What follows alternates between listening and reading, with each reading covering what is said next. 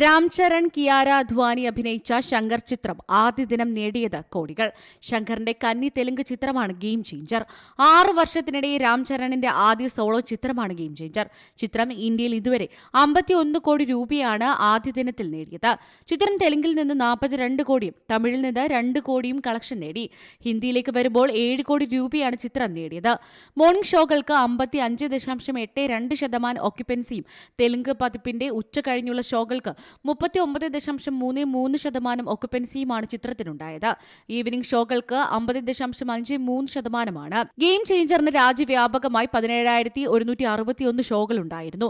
Game ചേഞ്ചറിൽ SD സൂര്യ, അഞ്ജലി, ശ്രീകാന്ത്, സമുദ്രക്കനി, ജയറാം എന്നിവരും പ്രധാന കഥാപാത്രങ്ങളെ അവതരിപ്പിക്കുന്നു. സ്റ്റാർ മ്യൂസിക് ഡയറക്ടർ തമനാണ് ഈ മെഗാ എന്റർടൈനറിന് സംഗീതം നൽകിയിരിക്കുന്നത്. പക്ഷേ 400 കോടി മുതൽ മുടക്കിൽ ഒരുക്കിയ ചിത്രത്തിന് തണുപ്പൻ പ്രതികരണമാണ് ലഭിക്കുന്നത്. ശങ്കറിന്റെ മുൻ ചിത്രമായ ഇന്ത്യൻ 2വിനേക്കാൾ ഗെയിം ചേഞ്ചർ മികച്ചു നിൽക്കുന്നുവെങ്കിലും സംവിധായകന്റെ സ്ഥിരം സിനിമകളെ പോലെ ഉയരാൻ ചിത്രത്തിന് സാധിച്ചിട്ടില്ല എന്നാണ് പലരും സിനിമയെക്കുറിച്ച് പറയുന്നത്.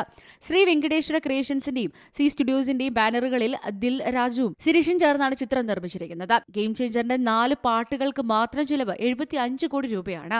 ചിത്രം തിയേറ്ററുകളിൽ എത്തി മണിക്കൂറുകൾ മാത്രം കഴിയുമ്പോൾ വ്യാജ പതിപ്പുകൾ പുറത്തിറങ്ങിയതായി റിപ്പോർട്ടുകൾ പുറത്തുവന്നിരുന്നു. കേരളത്തിൽ ചിത്രം റിലീസിന് എത്തിക്കുന്നത് E4 എന്റർടൈൻമെന്റ് ആണ്. അല്ലു അർജുന്റെ പുഷ്പ 2 കേരളത്തിൽ എത്തിച്ചതും E4 എന്റർടൈൻമെന്റ് ആയിരുന്നു. Entertainment desk, C Malayalam news. പുതിയ വാർത്തകളും വിശേഷങ്ങളും ഇനി വിരൽ തുമ്പിൽ. എല്ലാ ഡിജിറ്റൽ പ്ലാറ്റ്ഫോമുകളിലും ഇപ്പോൾ സി മലയാളം ന്യൂസ് ലഭ്യം.